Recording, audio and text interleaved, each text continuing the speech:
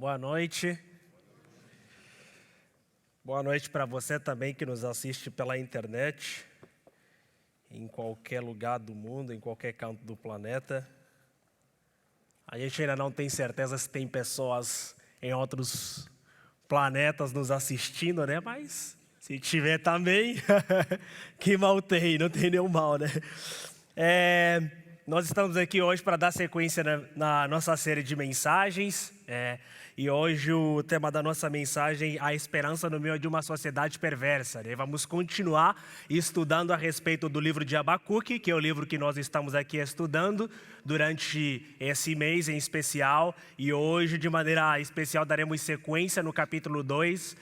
O Gabriel, no domingo passado, falou dos versículos 1 até o versículo 5, e eu hoje falarei até o versículo de número 20. Então, abra sua Bíblia no livro de Abacuque, capítulo de número 2, faremos a leitura em especial do versículo de número 9 até ao versículo de número 20. Mas eu vou fazer essa leitura no decorrer da mensagem, tá?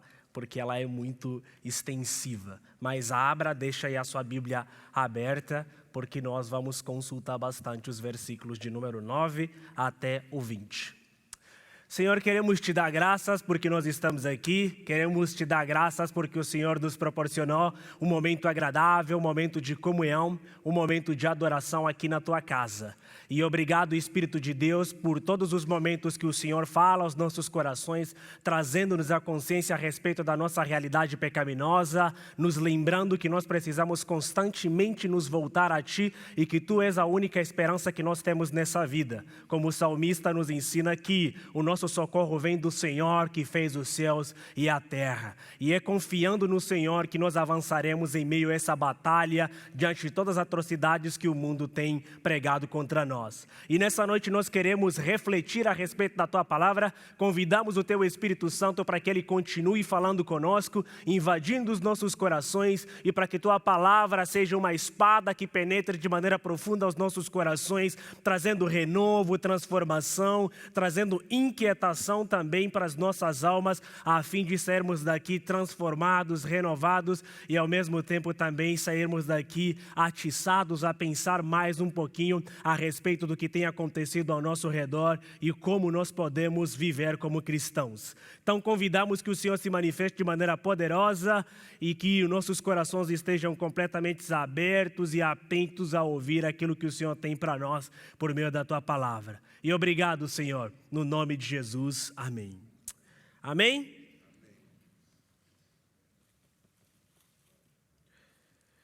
Bom, a nossa série fala basicamente sobre desespero e esperança, né? O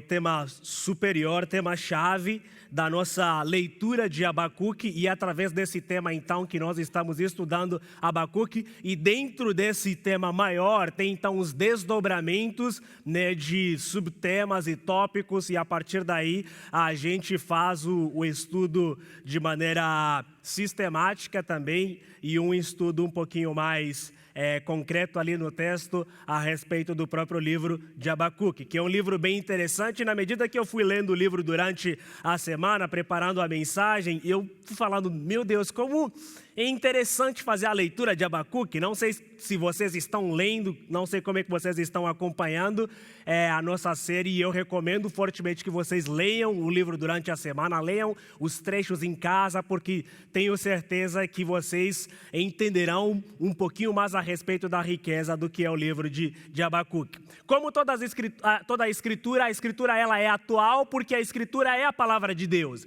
Quando nós estamos falando da Bíblia, nós estamos falando da palavra de Deus, da revelação que Deus fez de si mesmo para com os homens. Então ela é sempre atual, porque tudo que está contido nas Escrituras, elas falam a respeito de Deus, a respeito do plano de Deus para com o homem, e também ela nos ensina de como nós podemos cada vez mais nos aproximar de Deus, como podemos cada vez mais nos relacionar com Deus. Então toda vez que a gente vai para as Escrituras, ele é um livro atual, ele fala a respeito dos tempos presentes, mesmo ele sendo escrito numa época completamente diferente da nossa e em tempos longínquos, mas ele continua sendo um livro presente porque ele foi inspirado pelo Espírito Santo, porque ele foi inspirado pelo próprio Deus, conhecedor de todos os tempos, conhecedor de todas as épocas. Por isso é que as Escrituras, elas respondem piamente a respeito das nossas angústias, a respeito das nossas demandas de qualquer época, de qualquer sociedade.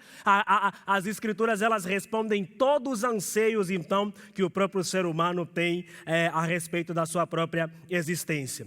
E quando a gente olha para os tempos atuais, falando sobre esperança no meio de uma sociedade perversa, aparentemente as notícias que nós recebemos, tudo que nos cerca, existe sempre uma pitada de perversidade. E a sociedade em que nós estamos vivendo, onde nós estamos inseridos, é uma sociedade completamente perversa. E, inclusive, nós, em alguns momentos, nos tornamos pessoas perversas para outras pessoas também. Então, nós estamos inseridos num caos, num meio completamente caótico, onde aparentemente não existe mais esperança, porque a esperança, ela se foi. As pessoas dizem que a esperança é a última coisa a morrer, mas como cristãos, nós cremos que a esperança não morre, porque Paulo nos ensina que para nós, Cristo em nós é a única esperança da glória. Então nós temos aqui Cristo como o único condutor que nos leva de volta para a presença do Pai, e temos esperança de que viveremos com Ele pelo resto da eternidade. Então, sendo assim, ela não morre, ela continua viva,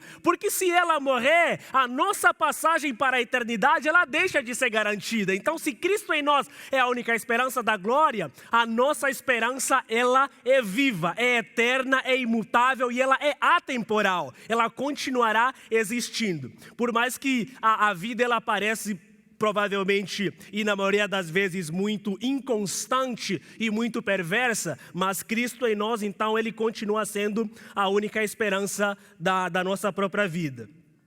Nós temos vivido tempos que a nossa fé tem sido muito provada, temos muitos problemas a respeito da nossa própria fé, a respeito do nosso relacionamento com Deus, tudo porque nós estamos vivendo numa sociedade que está em crise das mais variadas formas. Temos crise política, crise econômica, crise moral, crise de identidade, temos crise das mais variadas maneiras, né? Nos mais variados estágios e setores da sociedade, né? Tem um livro de um filósofo chamado Mário Ferreira dos Santos que fala sobre a filosofia da crise, né? E é muito interessante quando ele aborda a respeito desse assunto. Então, nós estamos vivendo numa época de constante crise. E nós vivemos essa época de constante crise, só que aparentemente é que nós não fomos avisados de que nós viveríamos uma época de muita crise. Nós pensamos que pelo fato de nós nos convertermos à pessoa de Jesus e Cristo fazer parte da nossa própria existência, os problemas, eles poderiam simplesmente sumir, mas é o contrário. Venha para Jesus, porque teus problemas estão apenas começando. Então essa é a verdadeira dinâmica da vida, né? As pessoas pensam que Cristo é simplesmente refúgio para que você se afaste dos seus problemas, para que você se afaste de todas as suas dificuldades, mas é a partir daí que realmente os problemas começam, né? Porque é ali que o inimigo vai tentar você das mais variadas maneiras, é ali que muitas coisas então vão acontecer. Então, para todos aqueles que estão em Cristo, sejam bem-vindos, porque é uma vida realmente problemática, mas não existe motivo para se desesperar, porque Cristo venceu o mundo, e assim como Ele venceu o mundo, Ele nos garante que nós também venceríamos, né? Porque Ele está conosco todos os dias das nossas vidas até a consumação dos séculos. Amém? Essa é a nossa esperança. Então não existe aqui nenhuma passagem das Escrituras, não existe nenhum tratado nas Escrituras dizendo que nós não teríamos nenhum problema, que nós seríamos imunes das causas ou dos problemas, das dificuldades que a vida poderia nos apresentar. Porém, nós precisamos perceber que todos os problemas que nós temos, todos os problemas que nós enfrentamos, eles não são problemas novos. A grande arrogância e também a grande tolice nossa em pleno século XXI é de pensarmos que os problemas que nós enfrentamos são únicos, que nós somos os primeiros a enfrentar tais problemas na face da terra, tais problemas da humanidade. Nós pensamos que nós somos únicos, nós fomos os escolhidos para que nós pudéssemos enfrentar determinados problemas. Por isso é que nós nos desesperamos tanto. Então, o índice de desespero na nossa sociedade, ele é maior nesse sentido. As pessoas estão cada vez mais depressivas, mais deprimidas, as pessoas estão cada vez mais ansiosas, o que é nada mais, nada menos, em alguns momentos, a falta de confiança e a falta do temor a Deus, porque nós somos pessoas que lidamos muito com coisas concretas e não com coisas abstratas. E quando nós falamos a respeito de Deus, estamos falando de uma definição de algo que não é concreto, de algo que é completamente abstrato. E por isso é que as Escrituras nos ensinam que o justo viverá pela fé. E sem fé é impossível agradar a Deus. Então, quando você fala a respeito de Deus, você não tem ali uma figura que você pode apalpar, que você pode pegar. Você se relaciona com Deus em níveis de loucura. Se alguém entrar na sua casa, na sua sala, no seu quarto de oração e te encontrar você virado e prostrado e conversar, vai falar que você está louco, que você está demente, porque você está conversando com alguém que você não está enxergando. É alguém que não está ali, pessoal, olha, o que está pegando com esse cara? Conversando com quem? Com uma parede branca. Você está bem, aí já liga no Hospital das Clínicas, leva o camarada aqui porque ele não está bem. Porque é algo abstrato, né? É algo que nós não conseguimos pegar. Eu não consigo pegar Deus igual eu pego essa garrafinha de água. Então nós temos muito problema nesse sentido. E a nossa fé, ela é completamente abstrata nesse sentido. Nós temos certeza da existência de Deus puramente por causa de um ato de fé. Nós cremos na presença dEle, nós cremos na ressurreição dEle, nós cremos na existência dEle e nós cremos que o Espírito Santo está aqui. E a Bíblia nos ensina que o meu Espírito com o teu Espírito, eles testificam que eu sou filho de Deus. Então é alguma questão de fé e as Escrituras vão falar a respeito disso, que o justo viverá pela fé e porque sem fé também é impossível agradar a Deus. E o Gabriel falou muito bem sobre isso no domingo passado. Então, quando nós nos desesperamos a respeito dos nossos problemas, a respeito das nossas dificuldades, é uma arrogância nossa, é uma prepotência nossa e ao mesmo tempo tolice em pensarmos que essas coisas só acontecem agora no século 21. Não, é difícil. Ai, a crise. Ai, o desemprego, ai, as mortes, ai, a delinquência, ai, e sei lá, muito das coisas. Mas quando a gente olha para a história, para todos os acontecimentos históricos, em cada época, em cada momento da história, sempre aconteceram coisas delicadas, coisas problemáticas, coisas muito difíceis de serem resolvidas. Mas mesmo assim, Deus continuou sendo Deus, porque Ele é o Senhor de toda a história, Ele é o conhecedor de toda a história, Ele é todo poderoso e Ele continua no controle de toda a história da humanidade. Até nos momentos que aparentemente Ele se encontra no silêncio, mas Ele continua no controle da história de toda a humanidade. Então é arrogância nossa e prepotência em pensarmos que esses problemas são exclusivos só nossos. E também muitas das vezes nós nos desesperamos nesse sentido, porque nós somos pessoas que vivemos na base de um discurso completamente triunfalista. E na medida que nós estamos estudando aqui o livro de Abacuque, a gente consegue perceber que o evangelho não é triunfalismo. Você não vai vencer sempre, você não vai ter vitória sempre. Existem momentos que você vai perder, existem derrotas também, porque apenas derrotas Deus é glorificado. Deus não é glorificado simplesmente quando nós adquirimos coisas, quando nós ganhamos coisas. Tem momentos que você não vai ter sabor de mel, a sua vitória não vai ter sabor de mel, vai ser amarga. E se você ter vitória? Então nós somos muito triunfalistas. Não, eu vou conseguir, vai dar certo, pensamento positivo, eu tenho vitória, recebe daqui, dali. E aí a gente recebe daqui, dali e pronto, né? E a gente acaba recebendo basicamente nada.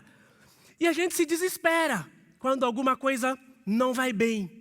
Porque essa é a realidade da vida em que nós estamos inseridos. A partir do momento em que o homem pecou, a partir do momento em que o homem se afastou de Deus, a vida não é simplesmente vitória. Até Cristo precisou passar por dificuldade para que Ele fosse glorificado no terceiro dia. Então esse nosso triunfalismo exacerbado, ele nos faz se afastar de Deus, ele nos faz com que tenhamos uma ideia fraca e uma ideia rasa a respeito de Deus. Não só fraca e rasa, mas uma ideia equivocada a respeito de Deus. Nós pensamos que Deus é simplesmente aquele que nos dá, é aquele que nós colocamos Ele na parede e todas as vezes ouve as nossas orações respondendo com todos os desejos dos nossos corações, mas na verdade não é assim que as coisas acontecem. Tudo isso é por causa do nosso triunfalismo. As pessoas se decepcionam com a igreja, se decepcionam com a comunidade por causa do triunfalismo. Porque nós pensamos que o fato de nós fazermos parte de uma determinada comunidade, de nós fazermos parte dessa igreja, nós estaremos imunes das mazelas, das maldades, das malícias que acontecem na sociedade em que nós estamos inseridos.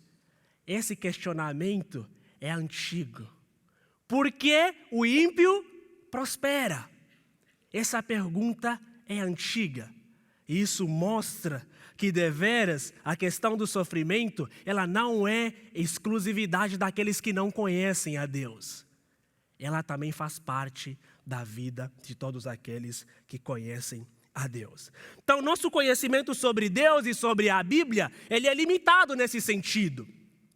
Porque se verdadeiramente nós conhecêssemos a Deus e conhecêssemos as Escrituras, nós poderíamos perceber que a nossa vida ela não vai ser guiada pelo triunfalismo, pelo vai dar certo, pela vitória daqui, pela vitória dali, mas as preocupações, os males que acometem a sociedade, certamente também algumas coisas nós seremos acometidos por elas, porque nós estamos completamente inseridos nessa sociedade, nós fazemos parte dessa sociedade, né? E aliás, nós estamos aqui para ser sal e luz dessa sociedade que está completamente perversa, estamos aqui para mostrar a direção para essa sociedade que está perdida, que jaz nas trevas, que jaz no maligno, como a própria Escritura nos ensina. Então, nós alegamos pertencer e conhecer a Deus, nós alegamos amar a eternidade, mas nós nos preocupamos com as coisas que são finitas e com as coisas que são passageiras. Quais são as nossas grandes preocupações? Porque meu pneu do carro furou, porque a gasolina aumentou, é uma preocupação mesmo, né? Que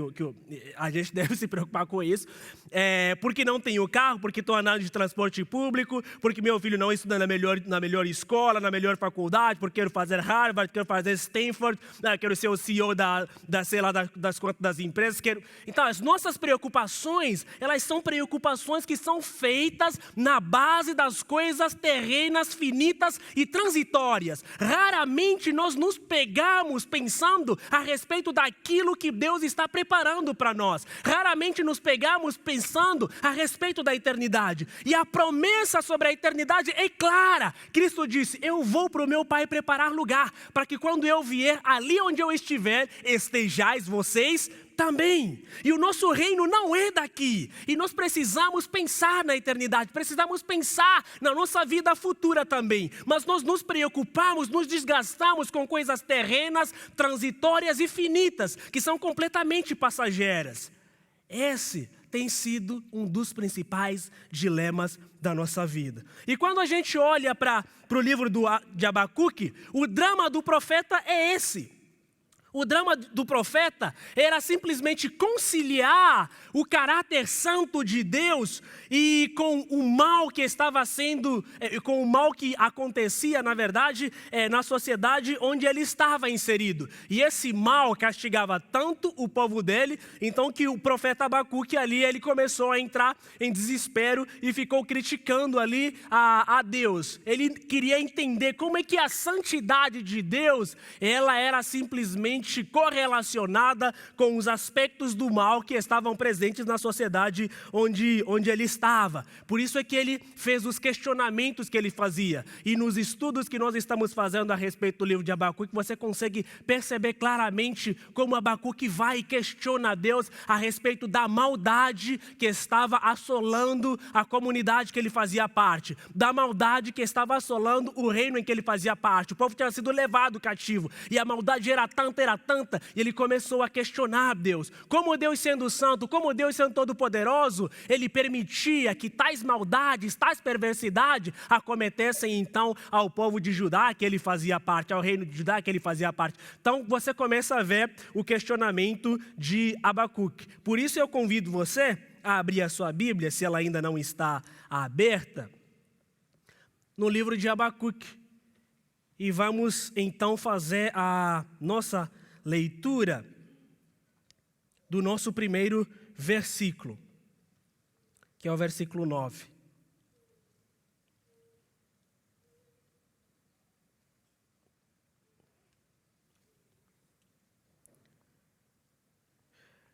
Do versículo 9 até o versículo 20, nós temos aqui a famosa passagem dos 5 ais, né, que é as exclamações aqui irônicas de Deus com o profeta Abacuque, né? São as divisões dos 5 ais, e nós vamos falar aqui sobre esses 5 ais. É o nosso desejo explorar aqui de maneira expositiva a respeito desses 5 ais. Então, no versículo de número 9, ele começa com o primeiro ai, que ele vai falar: ai daquele que obtém lucros injustos para a sua casa, para pôr seu dinheiro no alto e escapar das garras do mal. Começa com o primeiro ai, né?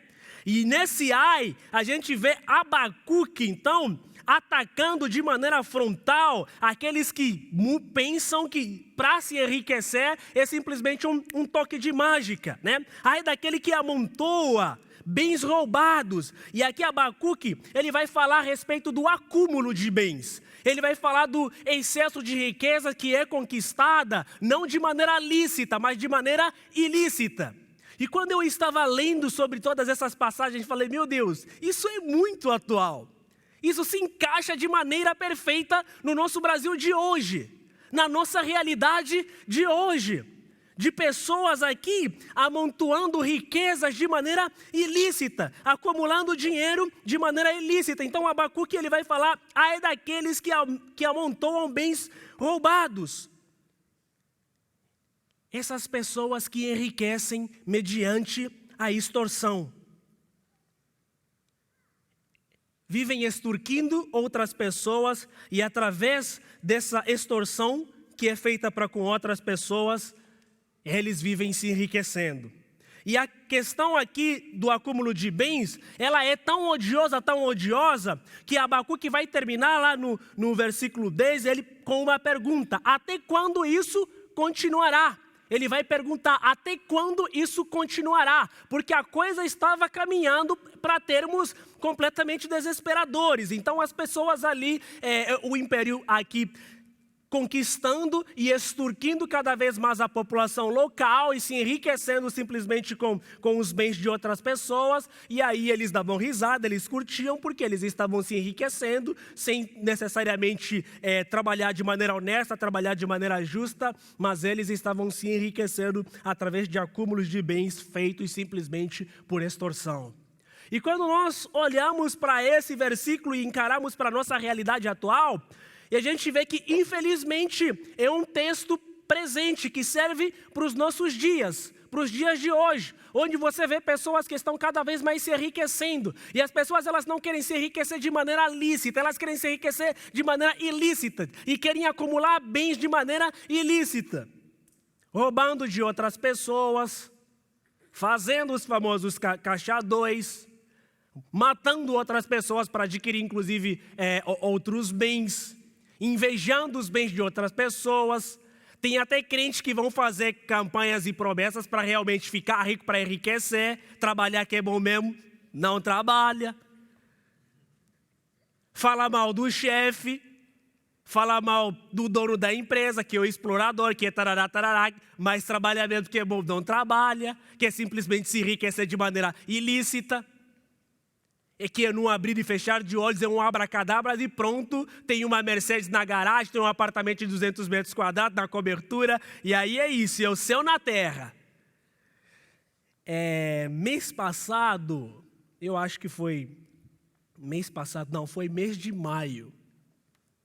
Mês de maio um amigo, um amigo me convidou para ir num numa apresentação de empreendedorismo. Eu estou terminando minha pós na área de economia, então ele sabia que eu estava fazendo economia e me chamou, não, vamos num negócio, num evento de business, de empreendedorismo. Falei, opa, vamos, né, vamos ver o que é. Perguntei para ele nos mínimos detalhes, mas vi que não me forneceu os detalhes, aí eu fui. E beleza, chegando lá no evento, já comecei a achar estranho o negócio, e aí apareceram as pessoas, era na verdade uma promoção, falar de uma marca lá, que eu não vou falar, que não quero expor também, né, antiético. E aí era uma adoração, era uma idolatria, assim, os caras chegavam lá na frente e falavam, eu tô aqui, trabalho aqui há 1 ano e já tenho 15 milhões, larguei tudo que eu tinha. Eu falava, nossa, ai, que fácil assim. Aí eu era banqueiro e deixei tudo que eu tinha e vim para essa empresa e agora, adquiri minha independência financeira, estou no nível tal, tenho tal. Aí as pessoas iam à loucura, isso aí que eu... Aí falavam, fala que quero ficar rico. Falei, meu Deus, que coisa. E era um negócio assim desesperador. E eu, inclusive, ia tirar uma foto para postar no Instagram, que eu estava no evento de business. Depois daí, guardei meu celular. Falei, nem quero que as pessoas percebam que eu estou nesse evento, né? Então, você percebe claramente aqui o desespero das pessoas. Por quê? Por causa de coisas transitórias, por causa de coisas terrenas, que são completamente temporais. E as pessoas estão cada vez mais desesperadas nisso, né? E, então, esse primeiro ai, ele denuncia a ganância da nossa própria sociedade. E ele mostra que a ganância não tem limite e que o enriquecimento ilícito não é bênção, muito pelo contrário, é maldição. E muitos pensam que pelo simples fato de se enriquecerem de maneira ilícita, elas estão sendo abençoadas. Não, você está cavando o seu próprio buraco. O enriquecimento pode ser simplesmente oferecido por Deus. O enriquecimento ele pode oferecer ao homem segurança ilusória. Principalmente para as pessoas que se enriquecem de maneira ilícita. Elas têm uma segurança ilusória. Você compra um carro blindado, você não vai ser atingido, você tem segurança e um monte de coisa a mais. É uma segurança ilusória. Mas o que nós precisamos segurar mesmo, proteger, é o estado eterno da nossa alma. E isso quem pode garantir? Somente Cristo. Só Ele nos proporciona uma vida de bem-estar eterno. E um dos exemplos grandes de como a ambição e o egoísmo, elas podem arruinar uma sociedade, e o que está acontecendo agora na Lava Jato. É o grande exemplo das fraudes que estão sendo descobertas no Brasil. Bora lá. O segundo ai, ele está então no versículo 9. Né? No versículo 9 nós temos ali o segundo ai. Ele vai falar que o segundo ai ele vai basicamente ser um complemento do primeiro ai, vai ser um complemento do primeiro ai, vai falar, ai é daquele que obtém lucros injustos. Na verdade, eu li o segundo ai, em vez de ler o primeiro ai, que é no capítulo 6, me desculpam. No versículo 6, me desculpem. E o segundo ai, ele vai ser basicamente um complemento do primeiro ai. Ai daquele que obtém lucros injustos para a sua casa, para pôr no ninho mais alto e escapar das garras do mal. Esse é o versículo 9. E isso tudo tem acontecido, então, basicamente no Brasil. E o poder econômico, ele vai dar ao homem essa falsa sensação de segurança que vai resultar simplesmente numa exaltação de si mesmo. E vale também recordar que o dinheiro, muitas das vezes, é um falso refúgio. O dinheiro, ele se torna um falso refúgio. A riqueza, ela é bênção quando ela procede de Deus e quando ela é adquirida de maneira honesta. Nós não estamos aqui falando que você não pode trabalhar e se enriquecer, não é isso, né? Muito pelo contrário, né? A riqueza, ela é bênção quando ela procede da bênção divina, né? Quando ela é otorgada por Deus e quando você consegue as coisas de maneira justa e de maneira lícita. E o terceiro ai dessa série está no versículo de número 12. Olha para o versículo de número 12. Ele vai falar, ai daquele que edifica uma cidade com sangue, e a estabelece com crime. E aqui o profeta ele está angustiado com o estado de violência. Mas esse texto se encaixa perfeitamente com o estado de violência e de crise que nós estamos vivendo no Brasil. Você não consegue sair para a rua sem que você tenha medo de alguma coisa que pode acontecer com você. Esses dias fui almoçar com a tia Sônia, eu chamo de tia, né? A Soninha, daqui do pastoreio. E estávamos conversando junto com a Rose, que cuida do infantil. E aí ela estava com uma bolsa. E ela perguntou, é a bolsa do ladrão? Falei, ué, ladrão já tem bolsa? Então se é do ladrão, por que está com você? Não, a gente anda com duas bolsas. Uma que é minha e a outra que é do ladrão. Olha que interessante. Olha, então você vê claramente que esse terceiro ai é um ai que se enquadra perfeitamente na realidade em que nós estamos vivendo, que é a questão da insegurança, o crime cada vez mais enfervescendo, a violência, ela é praticamente um lazer, ela faz parte da nossa realidade diária, as pessoas não se importam mais com a violência, é algo que aparentemente é normal, e o Brasil é um dos países mais violentos do mundo, morre mais gente aqui do que em países que estão em guerra. E isso é completamente preocupante. E o único que pode estabelecer segurança, nos dar paz, é Cristo. Só nele temos a garantia da segurança eterna. Nós podemos conquistar, podemos fazer todas as outras coisas, mas nós não teremos garantia da segurança eterna, assim como nós temos a partir da pessoa de Jesus. Então, isso também mostra que a vitória alcançada pela opressão tem gosto de derrota. Por mais que algumas pessoas que cometem violência contra nós, naquele exato momento elas aparentemente estão vencendo, estão sorrindo de nós, mas isso tem gosto de derrota. Porque o sorriso e a felicidade conquistadas na base da dor e do sofrimento do povo serão requeridos por Deus. Deus julgará todos aqueles que sobrepujaram os outros, todos aqueles que inferiorizaram os outros, todos aqueles que machucaram os outros. E violência aqui não é só no sentido de criminalidade, até violência que você faz contra o seu próximo das mais variadas maneiras. Então a violência, ela será também cobrada por Deus. É isso que Abacuque basicamente está dizendo. E todo esforço do ímpio, truculento, ele é um esforço que um dia vai ser desfeito. E a recompensa daqueles que praticam a maldade será simplesmente a vergonha e a humilhação. Porém, Deus, ele triunfará sobre todo o mal. Deus vencerá sobre todo o mal. Então não precisamos nos desesperar a ponto de não ter esperança, porque a vitória pertence exclusivamente para Deus e para todos aqueles que são chamados por filhos de Deus. Por mais que essa terra não nos ofereça a segurança, mas existe um lar, uma terra celestial, um lar celestial, onde toda dor, todo sofrimento, toda insegurança não nos acometerá, porque Deus fará de novo todas as coisas e Ele limpará toda lágrima, e não haverá mais dor nem choro, porque todas as coisas elas passaram e Deus então fará todas as coisas novas e viveremos a partir de uma nova perspectiva de vida. Isso é na eternidade. Essa é a nossa maior esperança.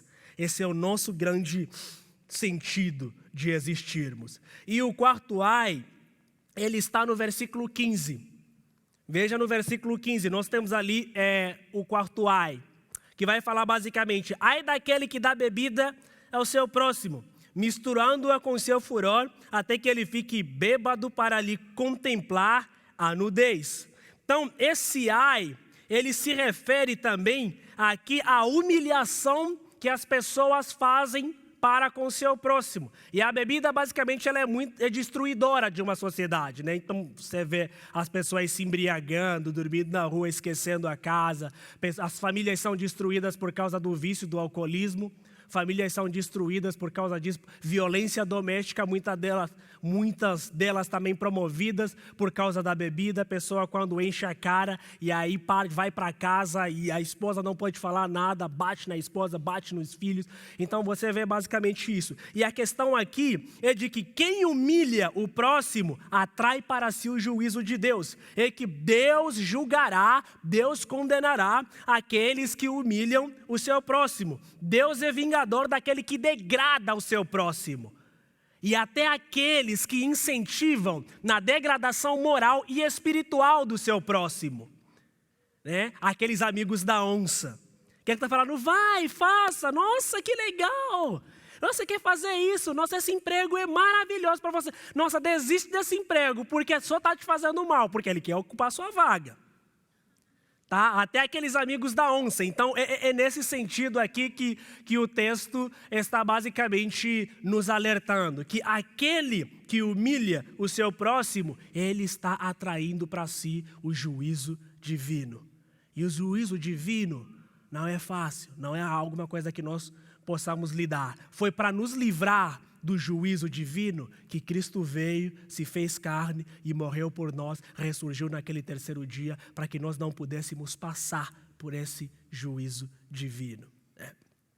Então você percebe claramente isso. E uma das coisas históricas aqui do texto, você consegue perceber que a própria Babilônia, ela caiu numa noite em que o rei Belsazar e os seus convidados enchiam a cara. Então aqui traz o perigo da própria bebida, né? Então enquanto eles enchiam a cara, estavam na festa, estavam no barzinho lá da Babilônia, e aí eles foram completamente arruinados por um outro exército, tudo por causa da bebida, né? Porque quando você toma de maneira exageradamente, você vê as coisas de maneira diferente, né? Você vê o verde se tornando azul, fica dando oi para todo mundo, acenando para todo mundo, se torna uma pombinha, quer voar, né? E por aí vai, as coisas vão e as coisas vão acontecendo. Então nós temos aqui o risco daquilo que degrada a moralidade do próprio ser humano. Então se tudo isso degrada a moralidade do próprio ser humano, nós devemos evitar. E você, como um bom cristão, você não deve incentivar a prática de tudo aquilo que destrói o seu próximo. E aqui não só no sentido de bebida. Se você sabe que sua amiga passa dos limites do cartão de crédito quando vai no shopping, não chama ela para ir para o shopping. Porque vai ser dívida, né? E dívida mais dívida gera um caos. Se você acha que o seu amigo é como se fosse um viciado, que se passar numa livraria vai comprar todos os livros que tem lá, mesmo não tendo dinheiro, não leva ele para a livraria, né?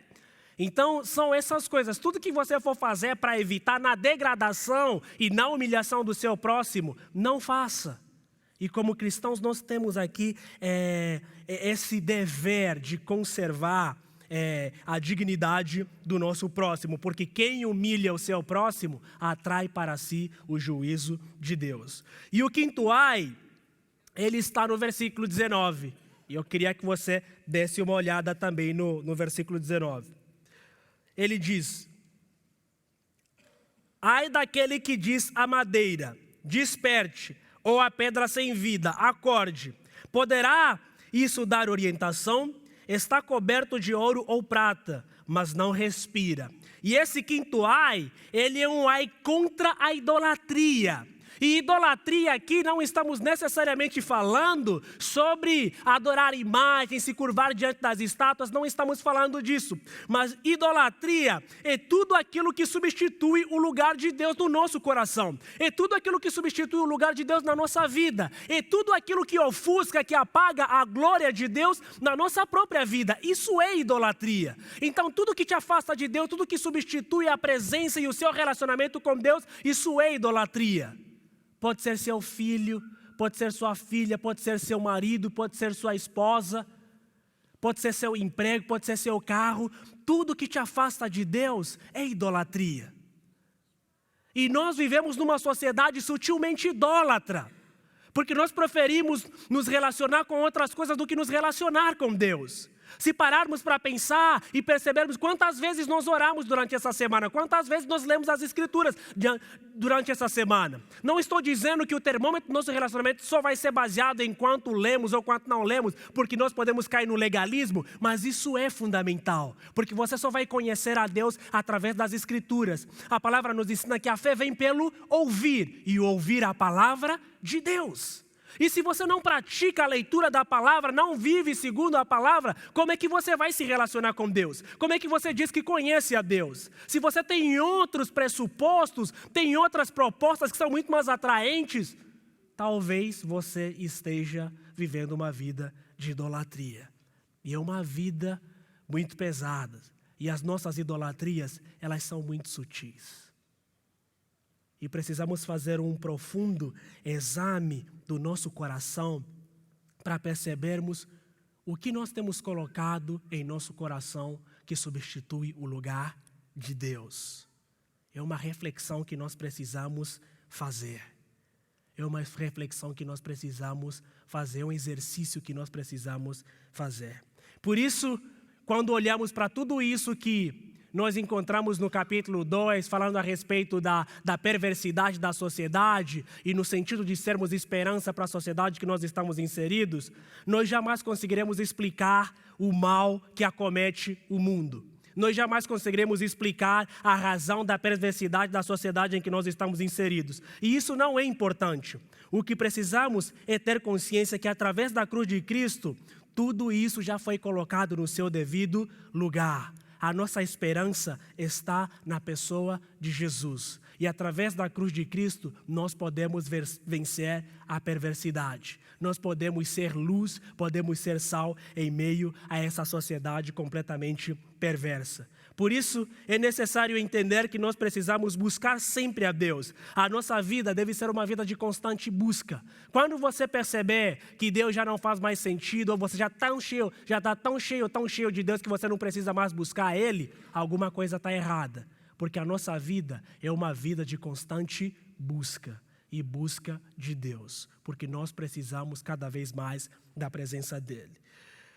Por isso, o que precisamos é ter paciência e esperança e prosseguir em meio à viagem, mesmo nós sendo teimosos viajantes, interrogadores de estrelas, mesmo nós sendo atentos em alguns momentos aos silêncios que nos rodeiam, muitas das vezes estamos exaustos por causa dos problemas e dos males que nos acometem.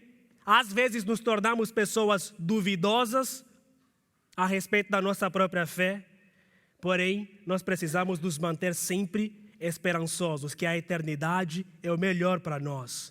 Porque como Paulo disse, aquilo que o olho não viu, a mente não pensou e nem subiu ao coração do homem, é isso que Deus está reservando para todos aqueles que o amam para o resto da eternidade. Por isso, o caos ele pode ser usado por Deus para Ele nos aproximar dEle e nos tornarmos eternamente dependentes da presença dEle. Não se desespere, tenha simplesmente esperança, porque em Cristo nós podemos tudo, tanto o bem quanto as coisas más. Amém? Obrigado.